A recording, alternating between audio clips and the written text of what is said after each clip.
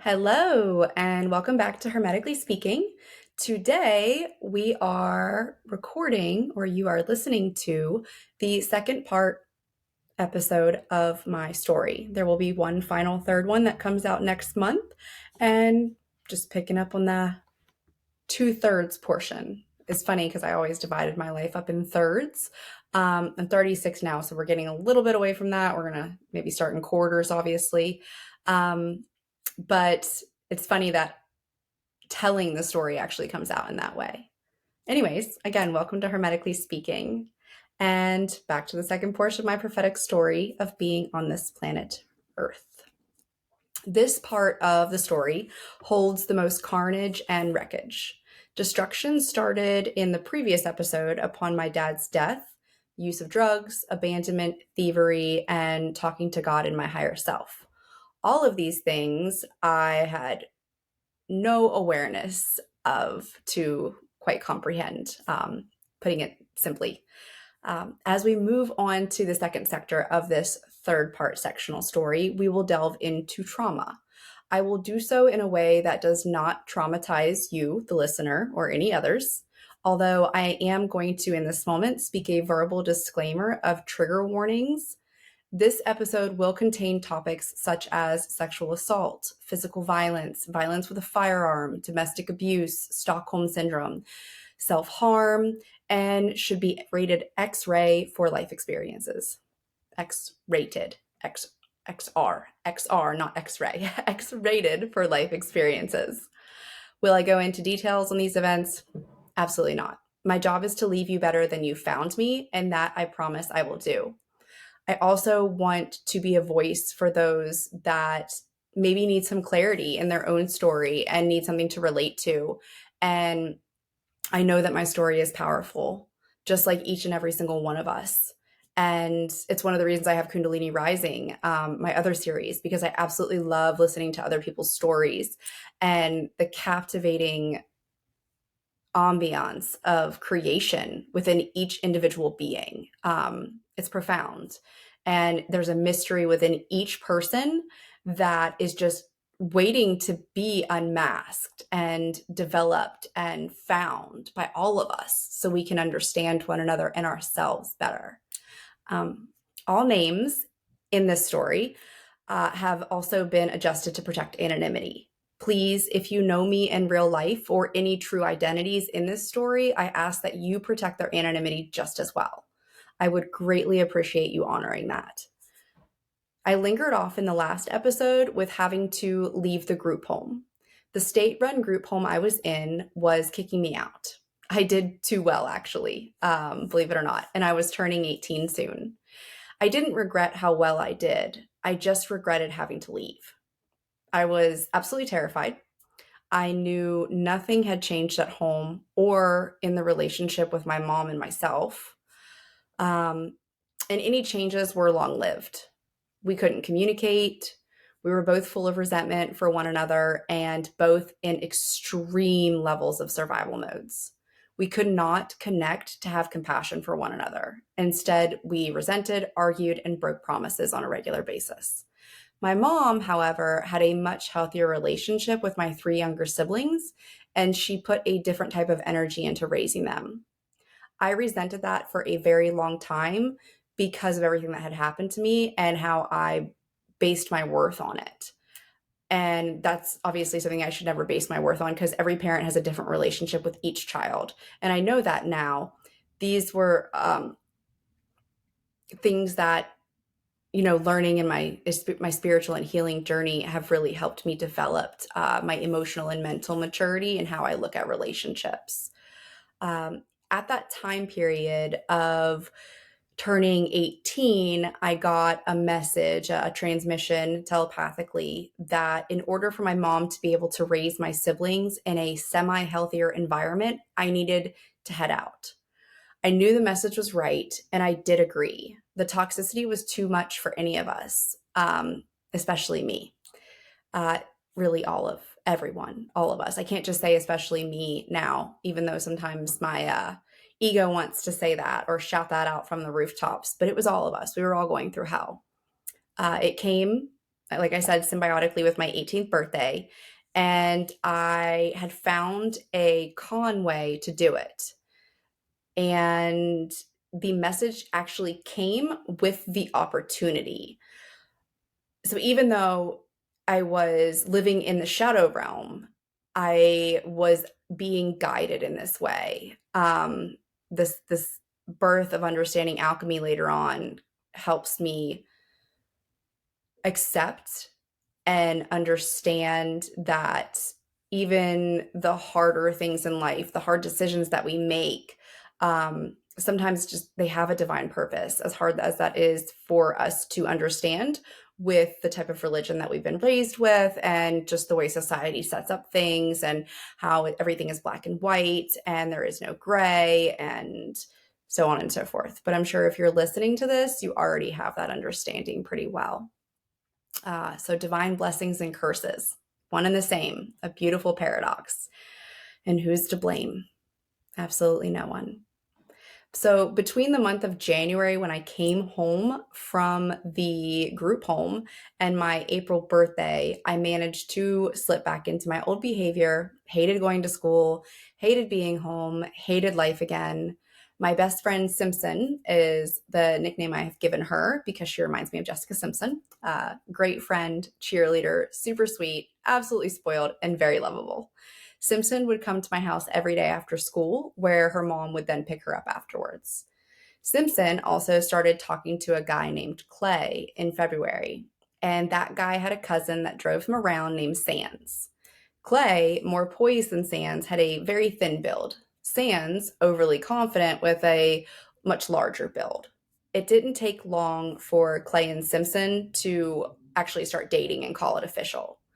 And I don't know if anybody else has ever done this. Definitely not the only one, I'm sure. But by association and peer pressure, I agreed to date Sands as well.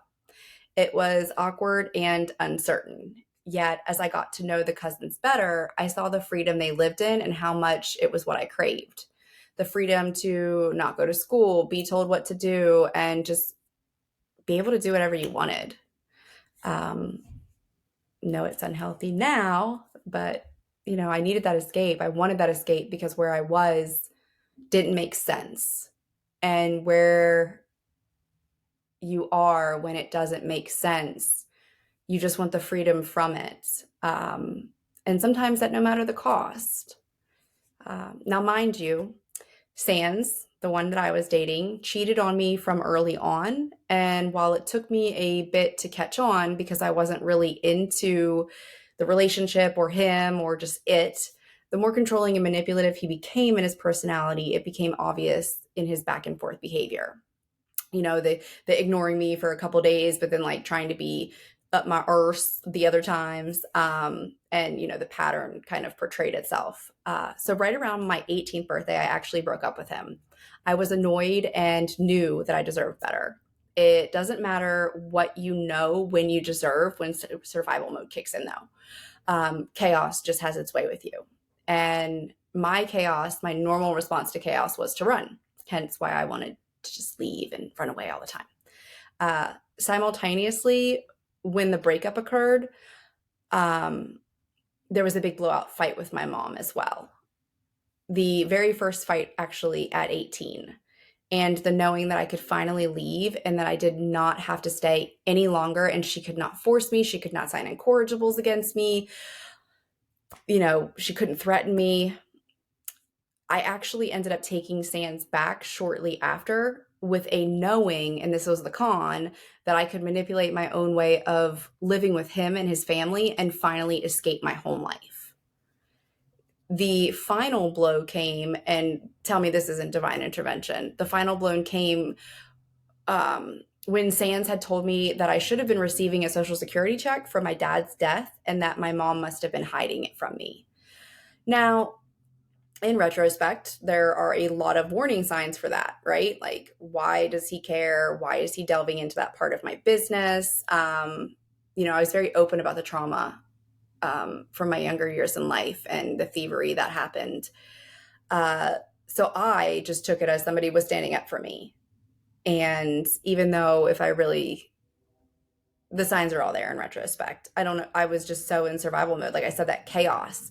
When survival mode happens, you just lose all rationale sometimes. And it triggered 10 years worth of trauma, pretty much, is where I was almost at, from 10 to 18, so 8 years. And that was deep, deep seated trauma. There were no PTSD diagnoses around then. There was no treatment for them. It was, you were bipolar, or you were manic, or you were borderline, all of these different diagnoses that they would throw at people, including myself. And none of them latched, none of them stuck.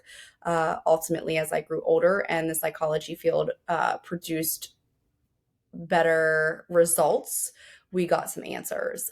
Anyways, the final blow did come when Sans had told me that I should have been receiving the Social Security check for my dad's death, and that my mom must have been hiding it from me. I, of course, went with that narrative, and I confronted her and found out that she had been receiving it all of those years. And in my anger, I surmised it to all of the other thievery that had gone on around me, which, of course, broke me more and broke our relationship more.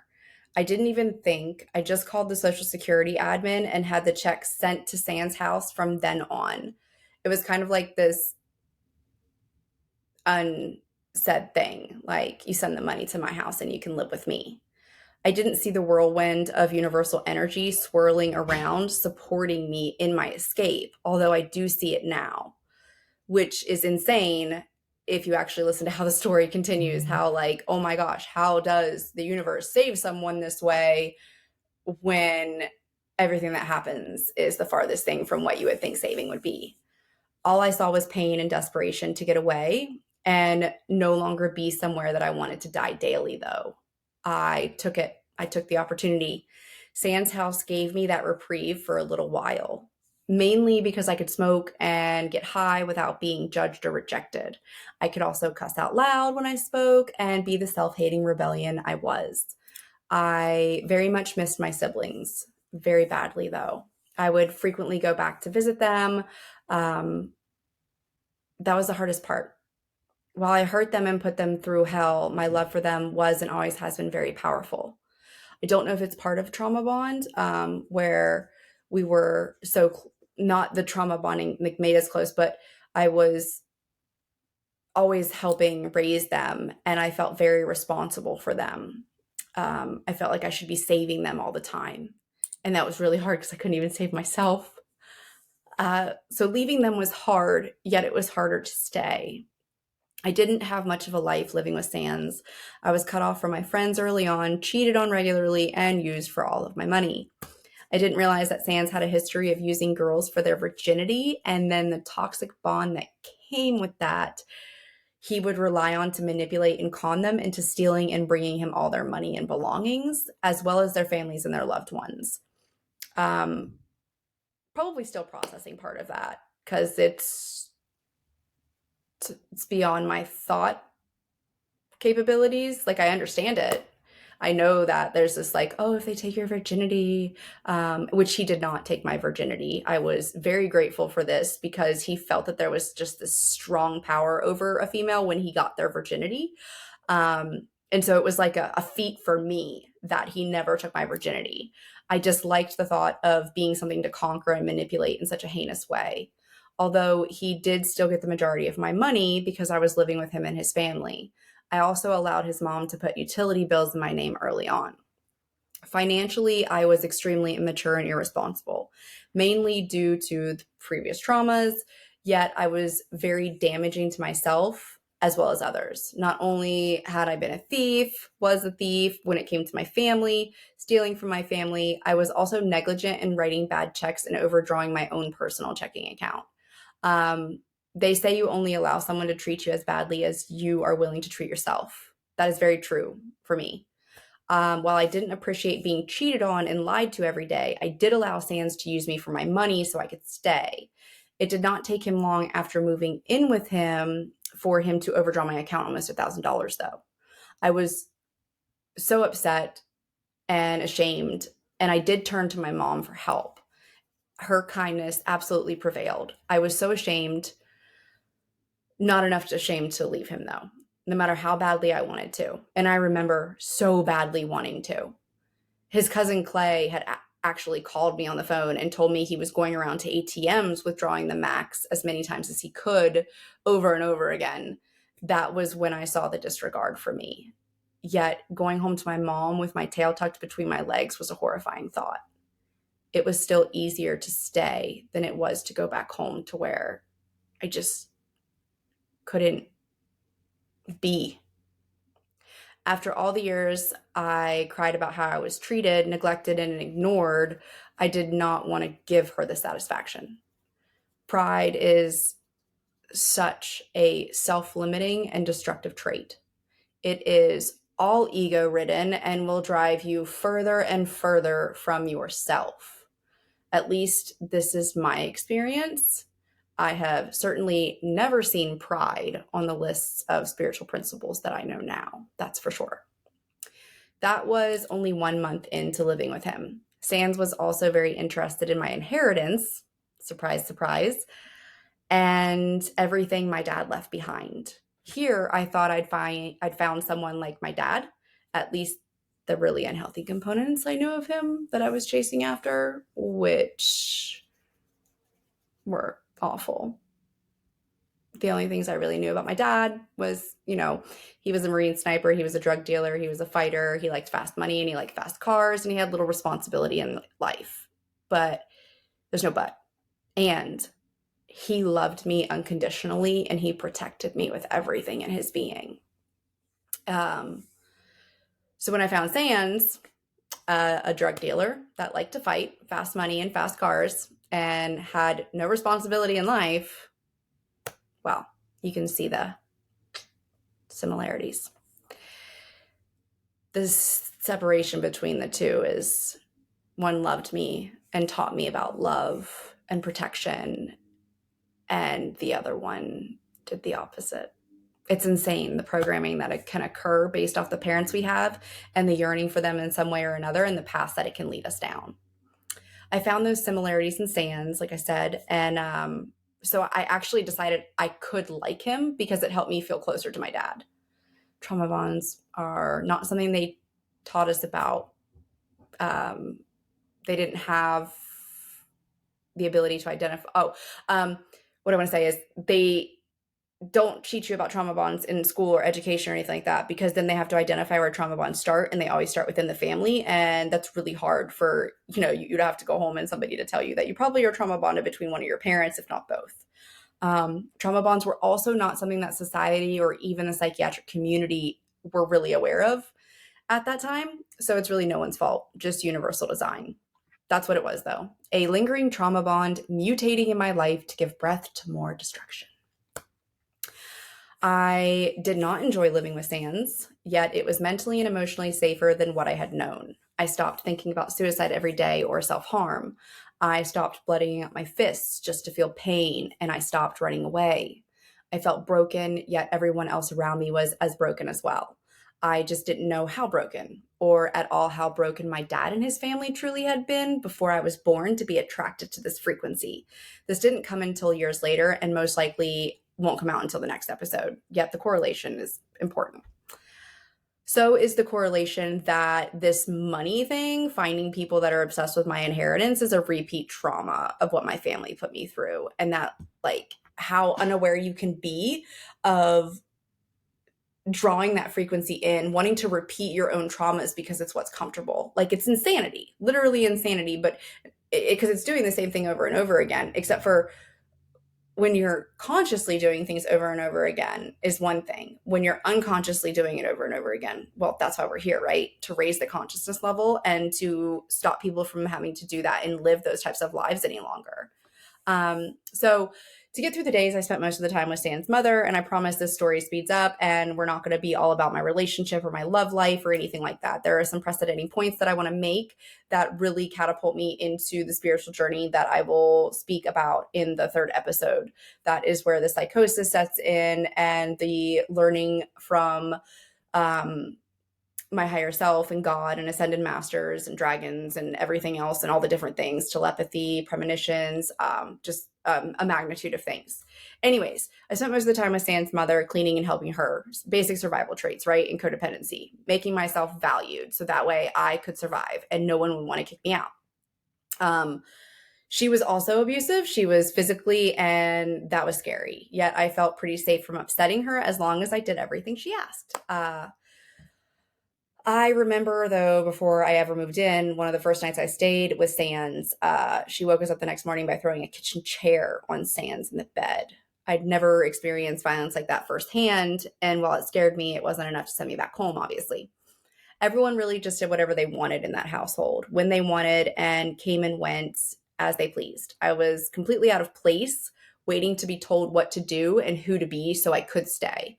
I was sacrificing everything very early on, yet this aspect I didn't see being the side effect of my decision to move in. Sans had rare moments where he was sweet and kind, but those moments were always backed behind when he got money, when he cheated, when he conned someone, or had manipulated me or someone into getting what he wanted. Never the sweet and kind that didn't come with something awful hidden behind it. Yet I remained grateful to stay so I didn't have to go back home. Sans also talked me into going to the bank where my trust account was and convincing me to withdraw money. Now, mind you, my trust account had been taken from me after my dad died. The trust account, if anybody knows how it works, when the person that passes away, their name falls off of it and then you have access to it. Well, my dad's name fell off of it, but my uncle went and put his name on it. And so I didn't have access to it. I was 10. I didn't do anything wrong. It wasn't, if you missed the first episode, you should go back to that. By the grace of God, though, literally by the grace of God, in the drive-through window that day, they released money to me. And I was so mind blown sitting there. They had allowed me to take a small portion of my inheritance out. Sans, of course, wanted me to take it all. I refused and withdrew around $3,000 so I could get myself a car. I was very proud of being able to buy myself a car so I could get myself to and from work, and I didn't have to rely on Sans or his mother. It was one step towards independence for myself. My uncle found out very quickly, though, about the withdrawal and threatened to sue the bank, so I was cut back off. Part of me was just fine with that, though, because I didn't want Sans to get the rest of it. And I knew that that's what he was after. And even though my family was stealing it, I wasn't about to let Sans get his hands on it. It was much easier for my family to steal it and feel like I was honoring my dad in some way, as well as protecting myself. I guess, that comfort. My family was already stealing it, and, someone that was manipulating me, even though I chose to live with them, it was an awful soul contract, that's for sure. It was absolutely awful. So I got a car. It was a 1996 Z28 with T-tops, white with black racing stripes. Absolutely a gem. It was pretty. I loved it. I finally had a car, though. I bought, and I was so proud and happy. I could see my friends again, make it to school in the fall. This was, I lived in a different part of town, so I no longer lived in the school district where I'd always gone to school, and I was able to get to and from work. Life was really looking up for me, and I felt less trapped in the situation I had entered into. At the 2-month mark, I had found some freedom with this car, going to visit with friends every now and then, as long as it, of course, benefited Sans. That was hard. I see now that, yes, you could correlate him to a pimp in some ways. Shameful to see that perspective, yet in survival mode and living toxic Mayas, it takes a lot of unearthing and healing to be able to hold no judgments towards myself for it. So I don't. The 2-month mark was also when everything changed. And I'd like to go back and just kind of I wasn't having sex with other people. It wasn't like a pimp like that. It was just all the times that I had to ask his permission to go hang out with my friends. And I always had to bring him back money or, sometimes the drugs or something like that that benefited him. And that's what made me feel that way. Or at least when I was, going over this, I have notes on my computer that I'm looking at to keep me on track and not have me go squirrel every 5 minutes, because I can do that. It was something that crossed my mind. Anyways, again, the 2-month mark was when everything changed. The 2-month mark of living with Sans was when he raped me and left me in a ball on the bed, shaking and crying, too afraid to move for fear of him. I eventually made it to the bathroom where I sobbed more and eventually made it back into the bedroom to get dressed and grab my car keys. I, of course, prayed so hard that he was not paying attention to me any longer, which he wasn't, thank God. And I grabbed my things and I dashed. I remember sitting in my car in shock, wondering if I should go to the police. How do I go to the police? Terrified that they wouldn't believe me because he was technically my boyfriend. I was terrified and shaking and probably bruised and went straight to one of my best friend Day's house. I say probably bruised. I know I was. Anyways, I decided I would go and smoke a blunt and decide what to do after. Another best friend, Sam, lived with Day and was there while Day was still at work. One blunt turned into two, and then the rest of our friends joined throughout the hours of that afternoon. Blunts turned into shots of liquor, and before I knew it, I was gone. I was gone for quite a few days like that, probably about a month at least. At some point in time, I caught the attention of a mutual friend in the group, and shortly following, we started dating. I was burying the rape behind me and thinking I could just move on.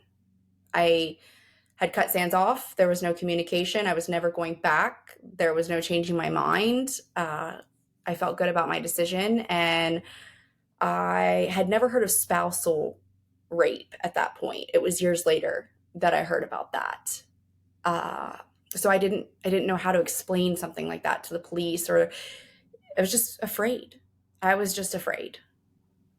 That's why they say 80% of women don't report, is fear and shame. And that was definitely, I didn't tell anybody. I was so embarrassed. So I proceeded to party. I also job hunted and just stayed around the people that helped me feel safe. Yet, like I said, no one knew the secret I was burying. They did, however, all know that Sans was a very toxic person and that no one wanted me to have anything to do with him. They'd known that basically just in my limited abilities to hang out with them and the way he talked to me on the phone and the fact that I always had to bring him something back or, things like that. It's not that they didn't need to know. It's that I couldn't utter the words. So I just didn't. I proceeded with my new fling, and time runs together after trauma. Yet, about 2 months had gone by. My fling was too codependent as well as too drunk 100% of the time, and it just wasn't working out. That was here nor there, though. What truly started happening was Sans started calling and texting me. It was easy to ignore and say no for the first week or so.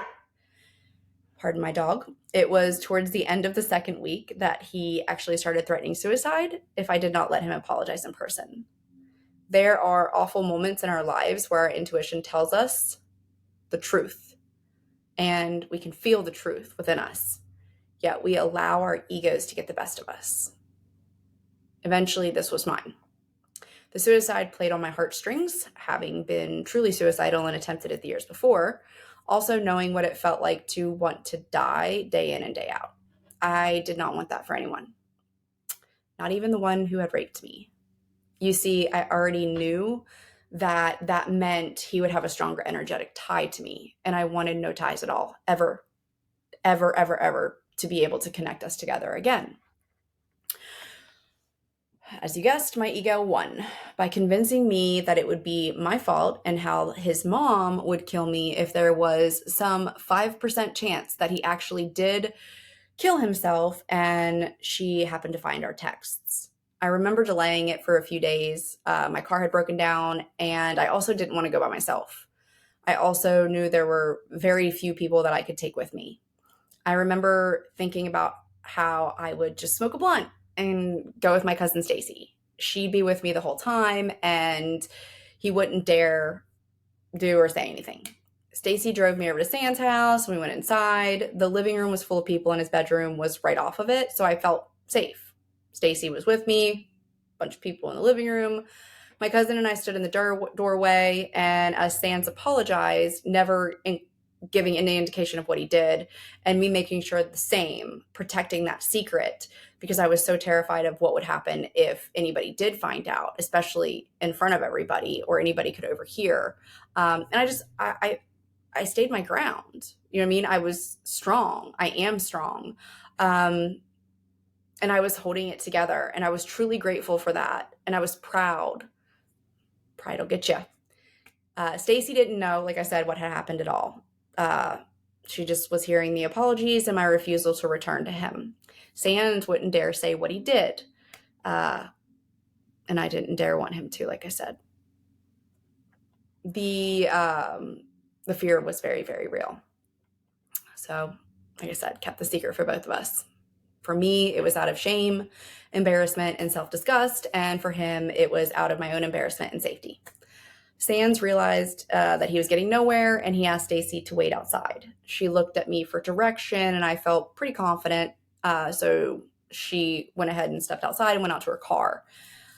Sans asked me to shut the bedroom door so we could privately talk, and I figured that he was probably going to mention what he did, and he just didn't want his family to overhear. I ended up shutting the door and allowing him to speak freely, and I don't really remember if he asked me to forgive him again or if he asked me to come back. The next thing I know was there was a gun in my face. I was frozen in fear as I heard him threaten my current boyfriend and my closest friends. Then his threats moved on to my siblings and my family. My youngest sister, who I loved so dearly and who I was the closest with, her face just flashed before my eyes. And all I could think about was her and my other two siblings. My mom. I was terrified where I stood. Then he turned the gun on himself and back to me again as he threatened to kill me, and then himself if I did not forgive him and take him back and stay. Tears were actually coming down his face, and there was nothing I could do. There was nothing I could say other than, okay, I would do as he asked. Shaking, of course, Sans then instructed me to go outside and tell my cousin Stacy that I chose to stay. And Sans was methodical throughout everything. He followed me and stood in the doorway of the house to make sure I didn't get in the car. The lingering threat of that firearm being pulled from behind his back at any point in time, I didn't even know if it was behind his back. Just the way he stood, just his presence in that doorway bring too much fear for me to think about disobeying him or putting my siblings' lives on the line, or my cousin Stacy's, or anyone's.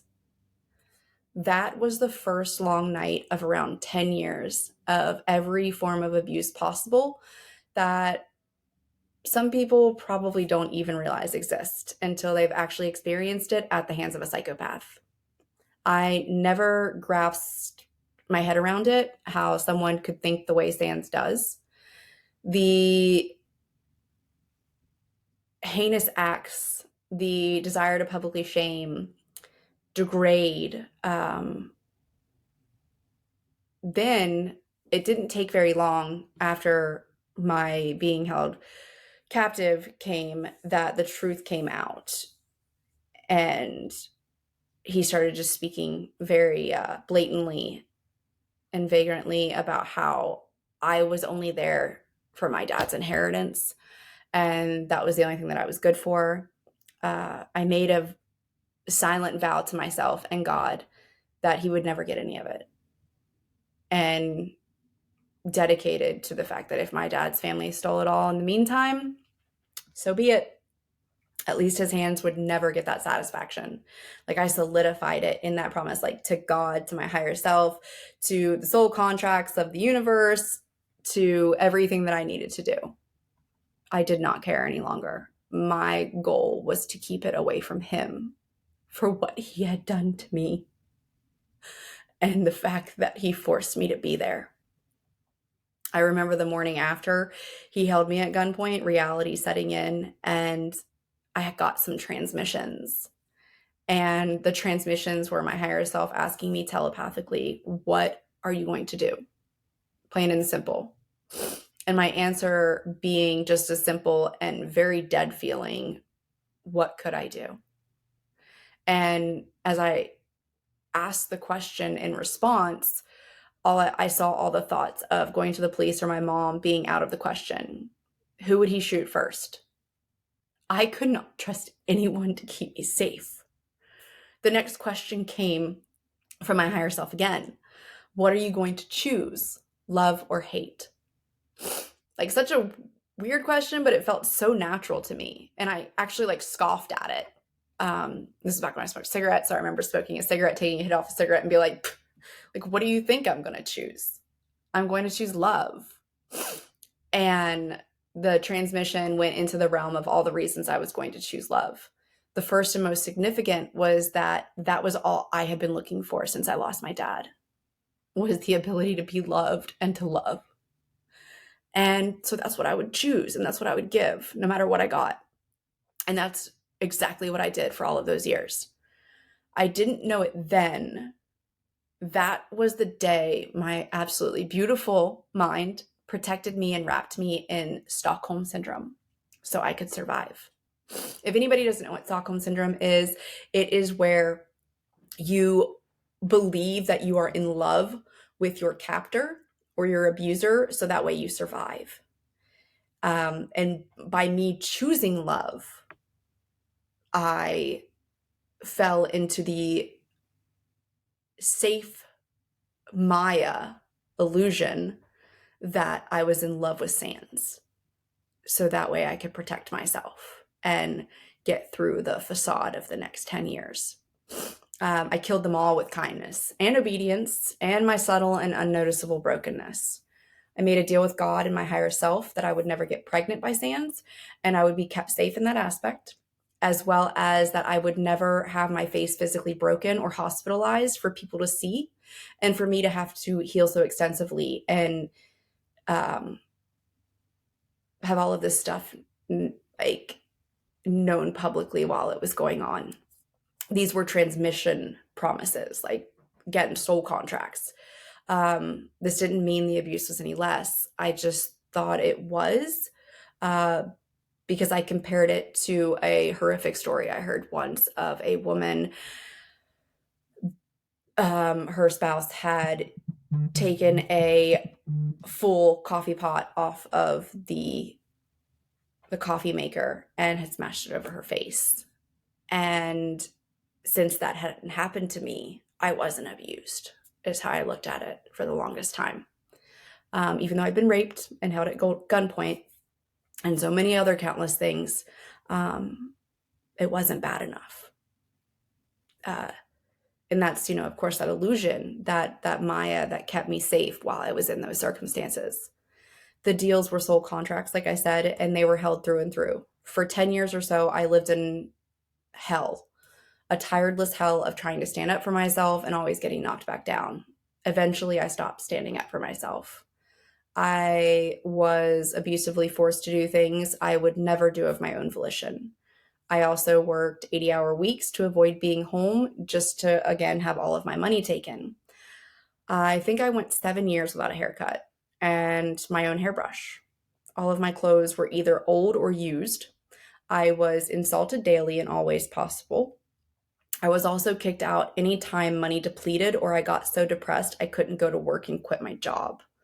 I'd beg my mom for help and she would help me. I'd beg my dad for help and he would help me. Remember, I have 2 dads, just in case anybody missed that first episode again. I hated every moment of it. I hated that their help went to Sans and his family. The shame that my parents had no idea I ever carried or felt. I found numerous ways to survive and find myself useful, as well as keep myself busy. I cleaned, cooked, worked, took care of a toddler, took care of the adults, and basically compared myself to Cinderella. And so did anybody that actually stuck around me that knew me before knowing Sans. I lost pretty much everybody except for my cousin Stacy, and that's because she had gotten involved with his family as well. Sans schemed ways to get my dad's inheritance, forcing me to sell a rusted antique car for less than its value. I really don't know what its value would have been. I just sold it. Surprisingly, my uncle actually agreed to that. I actually hated my uncle for that, yet at the same time was relieved because there were times when Sans wouldn't get what he wanted. And this was one of the times that, again, I was kept safe. And of course, my family had no idea what I was going through, even though I can't say if they would have cared or not. It's not my place to say that. But they were stealing everything anyways. But their thieving actually turned into my protection. How beautiful of a paradox is that? Mm-hmm. Years of toxicity and physical, mental, and emotional battle scars piled up on top of one another. It killed my family to see it, my immediate family, my siblings, and my mom, and I kept as much distance as humanly possible. Again, paradoxes and beauty, how the universe works. For holidays every year, Sans would kick me out, and I would have to call my mom. I got every holiday with them, even though I was shattered, and most are a blur, and I was non-participating. I got moments of saving grace and special time with them. My birthdays were a little different. Sans forced me to stay with him, so I couldn't celebrate. Being in Stockholm Syndrome also means not remembering the trauma that occurs. It's always there somewhere. The moment you even think you may think about it, though, the brain moves it away to protect you. You cannot process any trauma, whether it is Stockholm Syndrome, trauma bonds, or anything at all, while you are still in the situation or any like-minded situation. The mind protects each and every one of us. And while we are still insistent on surrounding ourselves with the same type of people, the same situations, and the same comforts, we will never be able to move forward and heal. Changing your people, places, and things helps in this matter drastically. Yet, you also have to be seeking healing at the same time. There are many people that change those three things, yet don't realize that their patterning reaches them right back into those depths of hell. Have you ever noticed that this pattern also gets worse with each go-round? I've seen so many that the first relationship is verbal abuse, then the second relationship becomes physical, and the third is outright violent all around. This is because the compact trauma piling up, as well as the alchemical transmutation of hitting rock bottom, trying to force a healing change and the finding of a solution, except for people get trapped in denial and anger. That is where suffering is created, in the fear consciousness and in the lower vibrations. That is what holds most of society completely captive, is at some point in time in their life, they got stuck in the grieving cycle, and they got stuck in anger, and they got stuck in denial. And once you get stuck, it becomes a pattern. So then other things happen, and then you don't move any further than those other cycles. So one of the biggest things for healing is how to move through the grief cycle for every single thing that's ever happened to you. So that means, denial, anger, acceptance, and the following. There's a couple different paradigms for the grief cycle now. It used to just be 5 stages. Now I've seen it have like 7 or 9. Find one online and find one that resonates with you, because that's what's going to matter most. Each of our journeys are so unique and so integral that we really need to follow, those stages as they feel good to you. Anyways, it is nice to start seeing that people are promoting healing, because society does not promote healing from rock bottom, not as a whole. And the societal government, they're the ones that set that public framework. Instead, they've been too busy on focusing on how they can separate themselves from all of us. Instead of everyone being empowered, being in everyone's best interests. Instead, it's a threat to them. It's a wicked yet beautiful world we live in. That's the paradox. To find the beauty in all the pain makes it all bearable and helps us each get out alive. Sands eventually forced me to marry him. I swear he would have taken my last name too if he thought it would have helped him get the money. Sands had made many indiscretions, and I always really knew of them. He had secrets about his sexual fetishes, his sexual preferences, all forced upon me with no choice, or I suffered further abuse beyond that. The word no was just unacceptable to him. The whole time, God was with me, my higher self telepathically telling me the truth to every lie I was told by everyone involved. His family, people that I knew, people that surrounded us. Telepathically, I was being told to hold on over and over again, that I would eventually get out, that I would survive this.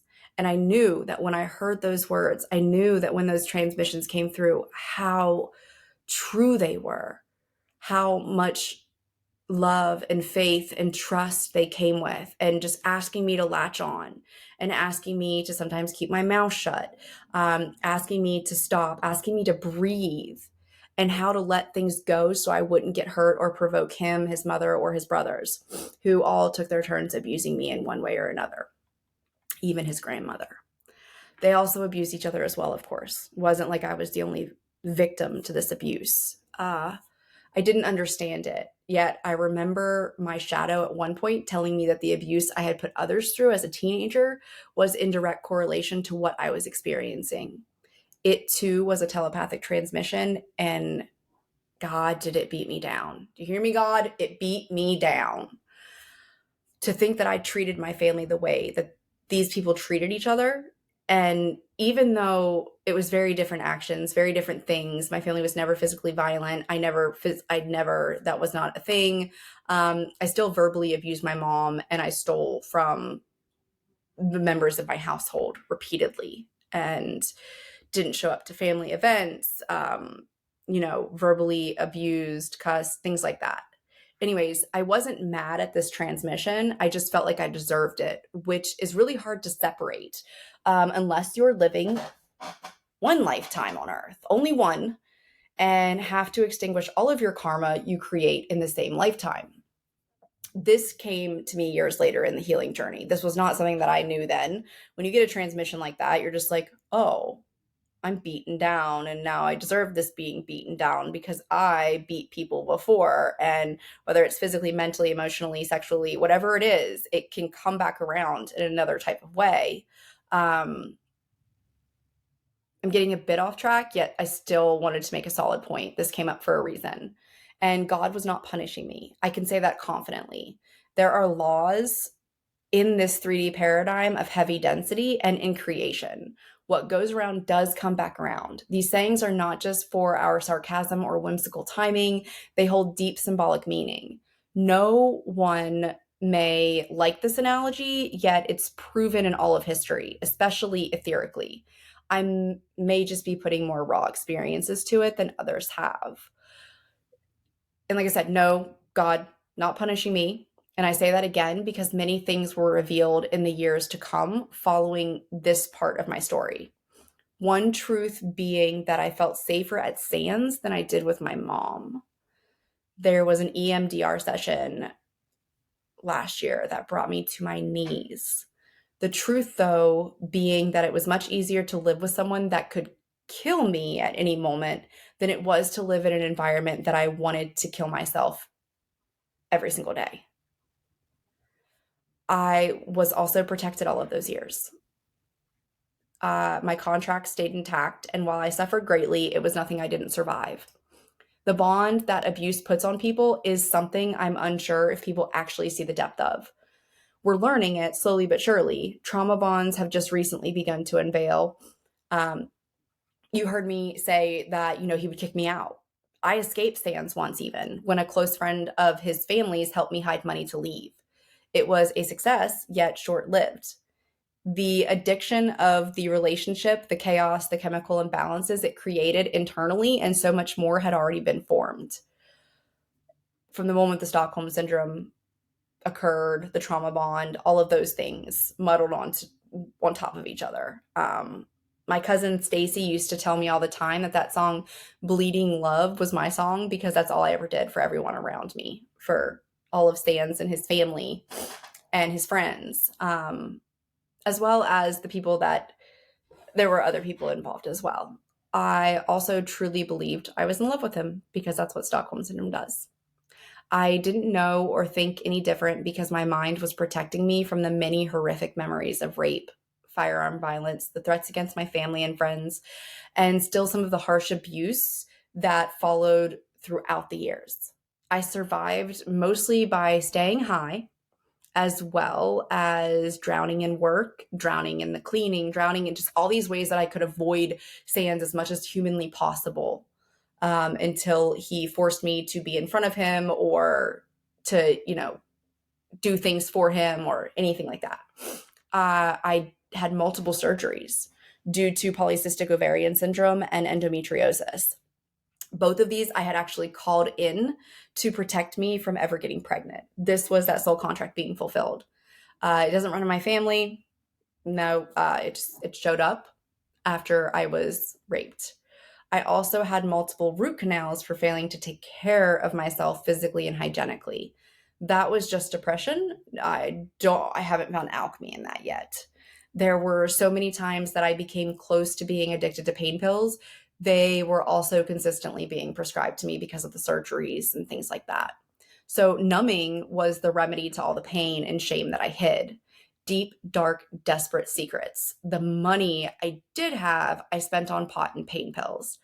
Alcohol when I was single for very short-lived periods. At the age of 23, I finally escaped thanks to divine intervention. Sands had also succeeded in having a child with another woman, and in doing so, he joined the military, which was why him and his mom forced me into marrying him. The military pays you more for having a spouse. The military then deployed him for a year. That was my opportunity. The time span to be able to leave without being chased, stalked, or fear of retaliation by him or his entire family. The only problem was Sands refused to give me a separation. I finally got the nerve to stand up for myself publicly. I emailed his sergeants more than enough evidence of his indiscretions and some of his abuse. The abuse, it was public. Everyone knew that he cheated and did all of these things.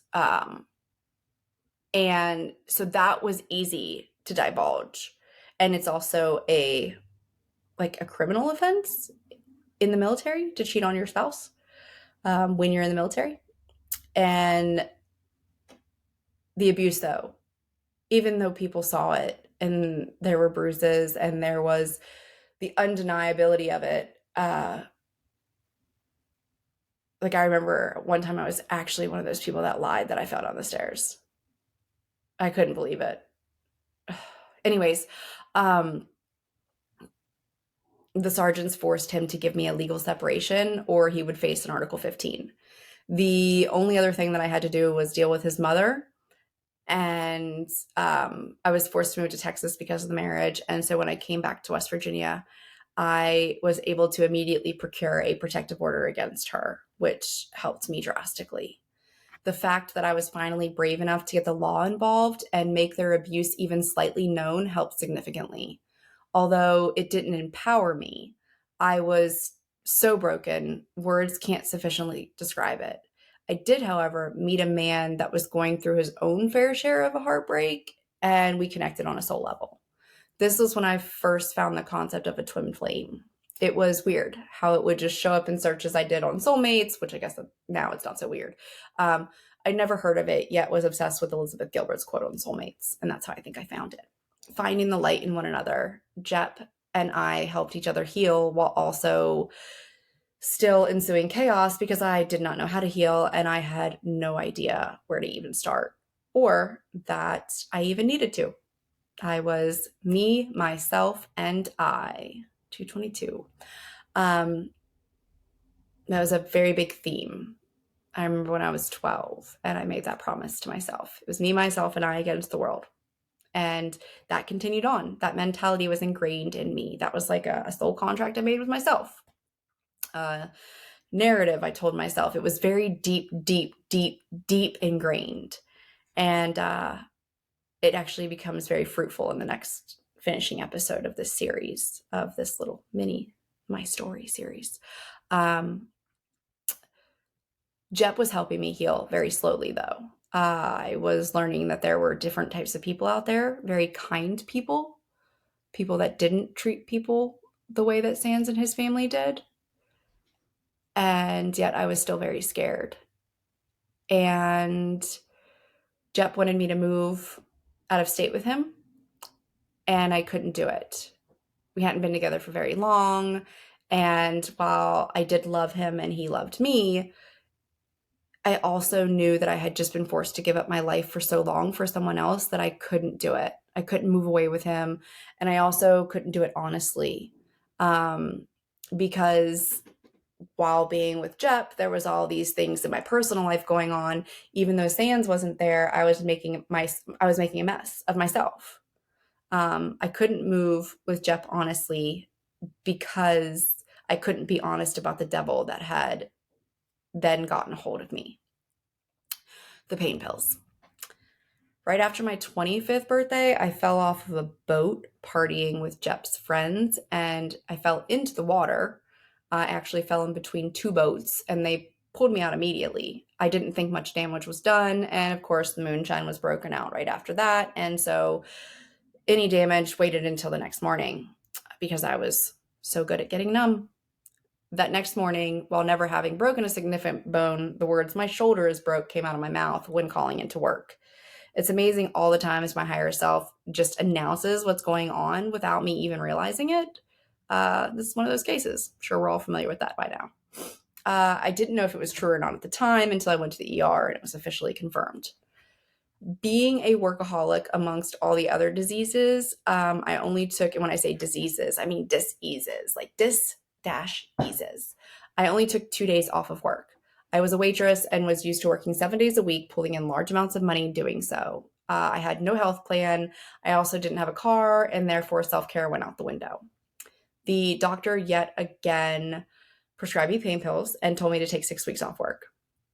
I wasn't about to do that. Remember, me, myself, and I made all my own decisions. I begged my bosses to allow me to work, especially since I had the next opening spot on the bar. I was allowed to host and run takeaway. Not ideal, yet I was a superstar at work. And when we got hit Saturday in the middle of the summer and Jep's group of friends rolled in for yet another birthday party, I was the one my manager made a deal with. If I could take the 33 top, I could serve and have my spot on the bar. I took the whole right side of the restaurant that day by myself. Mind you, some coworkers did run that food, but like I said, I was a rock star. I shouldn't gloat, yet giving myself a bit of praise never hurts, yet also I was being extremely self-destructive, so I might want to tone it down a bit. Probably should. The downside to all of this was the pain pills were no longer working. I was eating them like candy just to get rid of the pain, yet they were making me nauseous and leaving the pain untouched. I had never had this experience before with these types of pain pills. And these were ones that I took for most of the surgeries and things like that. I had 2 close girlfriends that worked with me, and one of them had some close experiences with a hard pain pill called Roxy's. It was pure Percocet. I don't know if I'm sure everybody's heard of them by now, given the epidemics that have hit our country and our states and our families and our loved ones and maybe even ourselves. Anyways, I would try anything to help with the pain. And I very quickly started trading my weak Percocet 7.5s for the harder ones. I figured, what harm would it do if I took these for 6 weeks instead so I could make it through? I had no intention of, taking them progressively after that. I didn't have a high tolerance, never had. So I did a quarter at a time as needed, and then kind of worked my way up from there. Yet with a broken shoulder and how good they made me feel, and loving to be numb, I needed them every day for 6 weeks, multiple times a day.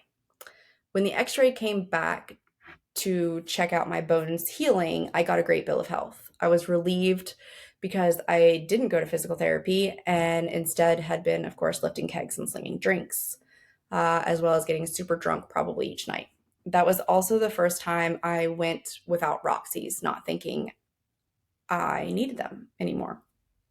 6 weeks was over. I didn't need them.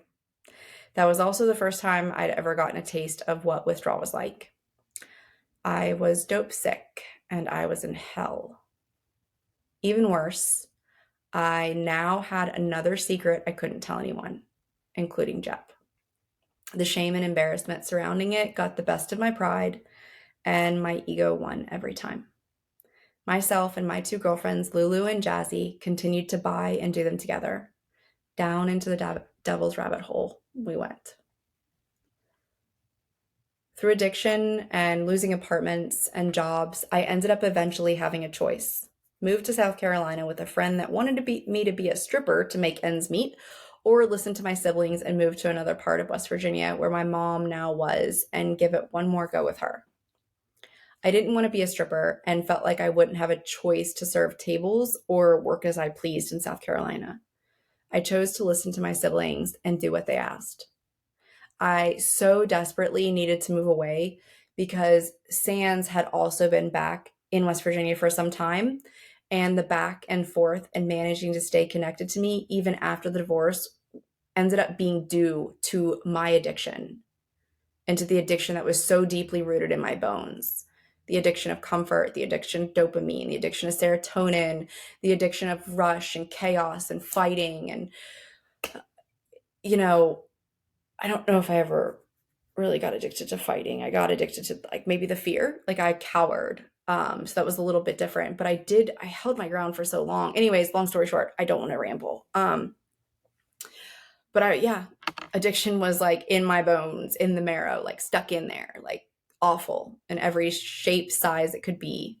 I had eventually succumbed to reaching out to Sands for Roxy's at one point and to his family because I didn't have anybody at one point. And I think I was lonely because I knew that the other girl that liked Jep was the right girl for him. And, I remember having the conversation with Jep that he needed to be with her and that he needed to choose her because she was healthier for him than I was. And I didn't go into detail, but it was one of the most loving things I could have ever done for somebody. That's for sure.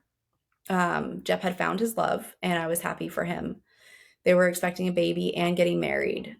He had definitely chosen the right woman. I could never give him children or move away with him. And I also couldn't be honest with him. And he deserved better than that. And I had to get away from Sands. I had to. I couldn't give him access to me again. I had been walking that tightrope and it was a deadly, deadly place to be. One of my very best friends would repeatedly tell me, when they found me in the railroad tracks, they would know who did it. And that's all I could think about then because the suicidal thoughts had come back. Maybe it was because I had had enough. Like I remember walking around like a zombie being like, is this life? Is this all there is? After towards the end, like with Sands, like when I got my divine intervention to leave, the universe had saved me and I had taken the opportunity to save myself and work with the universe and God to do it. It just took a long time to get from point A to point wherever I am now. Not sure which letter. G. God. There we go. But the power I gave Sands had to stop, and the power I gave Roxy's had to stop.